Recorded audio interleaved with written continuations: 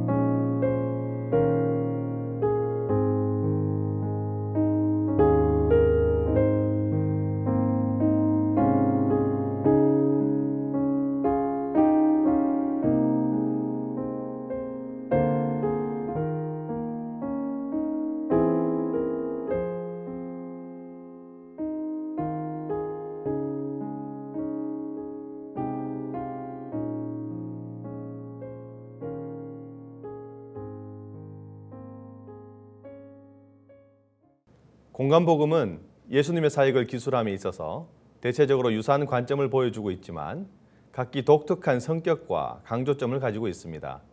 각 복음서 기자는 자기가 설정한 대로 독특한 내용과 표현을 보여주고 있습니다. 특별히 다른 기자들보다 뛰어난 문학성을 보여주고 있는 누가는 하나님의 사랑이 다양한 사람들에게 능동적으로 역사되고 있음을 전달하고 있습니다. 신학자 맥네일은 이렇게 이야기합니다. 마태복음의 첫째 주제는 왕권이고 마가복음의 첫째 주제는 권능이나 누가복음의 첫째 주제는 사랑이다, 이렇게 이야기하고 있습니다.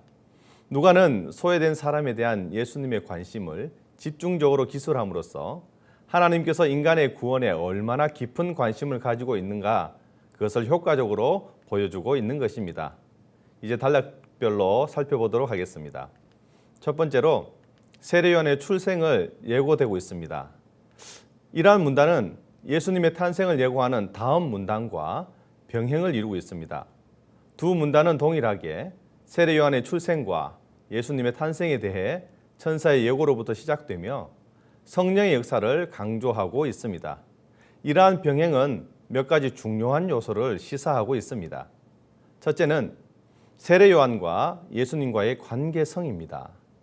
세례요한의 출생과 예수님의 탄생 예고는 예수님과 세례요한이 구속사적으로 독특한 위치를 차지하고 있으며 동시에 세례요한의 사역보다 예수님의 사역이 훨씬 더 우월함을 드러내고 있습니다.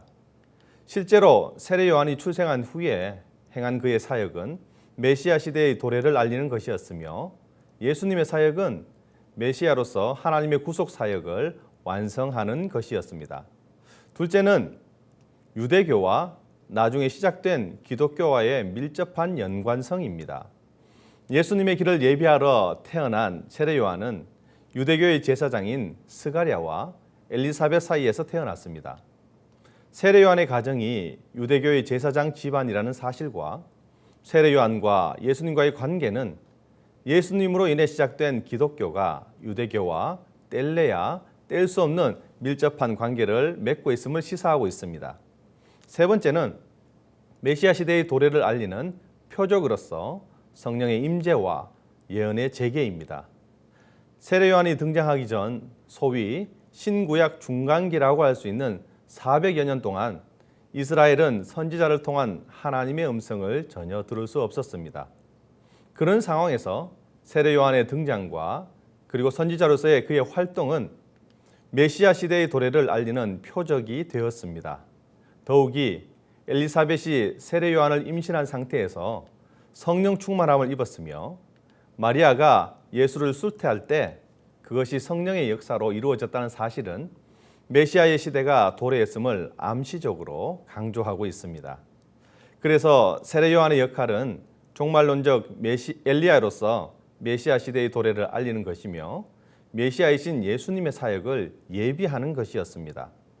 하나님께서는 이를 위해서 천사 가브리엘을 통해서 스가랴에게 요한의 출생을 예고하셨으며 인간의 능력이나 상황에서 불가능한 요한의 출생을 성취하심으로 자신의 구속 계획을 이루어 가심을 볼 수 있습니다. 두 번째로 예수의 나심을 예고하고 있죠. 예수의 탄생을 예고하는 본 문단에서 기억해야 할 것 바로 두 가지가 있습니다. 첫째는 세례요한의 출생은 물론 예수님의 탄생은 은혜라는 측면에서 하나님에게 주도권이 있다는 것입니다. 세례요한의 출생과 예수님의 탄생은 곧 성취될 것이라는 차원에서 세상에 대한 하나님의 은혜를 시사하고 있습니다. 세례요한이 역사의 무대에 등장하며 예수님께서 도래하신 것은 세상으로 하여금 하나님 앞에서 인정받을 만한 공적을 세워주게 하려 함이 아니었습니다. 그것은 오직 하나님의 사랑과 은총에서 기인된 하나님의 구속 사역을 성취하기 위한 하나님의 은혜입니다. 두 번째로 세례요한의 출생은 물론 예수님의 탄생은 능력이라는 측면에서 하나님에게 주도권이 있습니다. 세례요한의 출생이 늙어서 더 이상 자손을 생산할 수 없는 부부에게 이루어졌던 것처럼 예수님의 탄생도 남자를 알지 못하는 처녀의 몸을 통해서 성취되었습니다. 이것은 모두 그 역사를 일으키시는 하나님의 절대적인 능력을 보여주고 있습니다. 세례요한의 출생과 예수님의 탄생은 인간의 능력으로는 불가능한 이적입니다. 하나님은 인간의 상식과 능력을 뛰어넘은 초자연적인 능력을 통해서 세례요한과 예수님을 통한 구속사역을 성취시켜 나가심으로 모든 것이 자신으로부터 비롯된 것임을 나타내셨습니다. 세 번째, 마리아가 엘리사벳을 방문한 내용과 마리아의 찬가, 노래가 나타나고 있습니다. 가브리엘이 떠난 후에 마리아는 친족 엘리사벳을 방문하였습니다. 그 방문을 통해 마리아 자신에게 임한 하나님의 은혜에 대한 마리아의 감사 찬송이 이어지고 있습니다. 하나님의 능력으로 세례 요한을 임신한 엘리사벳과 예수님을 임신할 마리아의 만남은 두 아이가 서로 분리될 수 없는 깊은 관계를 맺고 있음을 의미합니다. 그것은 주의 길을 예비하는 자와 메시아의 관계입니다. 선구자인 세례 요한은 메시아 되신 예수님의 사역을 예비하며 백성들로 하여금 메시아 예수의 구속 사역에 참여하도록 인도하고 예수님을 소개하는 사역을 감당하게 될 것입니다. 반면 예수님은 세례 요한의 소개와 준비를 통해서 메시아 시대를 돌이켜 하며 하나님의 구속 사역을 성취하여 백성들을 하나님의 나라로 인도하며 하나님의 새 백성으로 완성해 나갈 것입니다. 다섯 번째, 세례 요한의 출생과 여섯 번째, 사가랴의 예언이 있습니다. 당시 유대 사회에서 할아버지나 아버지의 이름을 따서 아이의 이름을 짓는 것은 특히나 그 아이의 아버지나 할아버지가 사회적으로 존경받는 사람이었다면 아주 자연스러운 일이었습니다. 엘리사벳이 사람들의 의견에 반대한 것은 곧 관습을 거스르는 것이었으며 또한 분명히 여자의 견해라고 무시되었을 것입니다. 하지만 사가랴의 입을 닫으시고 요한이라는 이름을 허락하시며 놀라운 일을 보여주셨습니다. 요한이라는 이름이 공개가 되고요. 사가랴는 입이 열리고 하나님을 찬송합니다. 하나님의 약속의 성취를 찬송하며 약속을 반드시 성취하시는 하나님의 신실하심을 강조하면서 구약 성경을 통해 약속되어 온 메시아의 도래가 마침내 실현되었음을 확신 있게 노래하고 있습니다. 75절의 말씀입니다. 종신토록 주의 앞에서 성결과 의로 두려움이 없이 섬기게 하리라 하셨도다. 우리의 고백이시길 축복합니다. 오늘 말씀을 통해 하나님의 약속은 반드시 이루어짐을 기억하시길 바랍니다. 우리를 위해 오신 예수님을 기억하는 사순절 그리고 하루 되시기를 간절히 축복합니다. 오늘 말씀을 생각하면서 세 가지의 기도 제목 화면을 보시면서 함께 기도하겠습니다.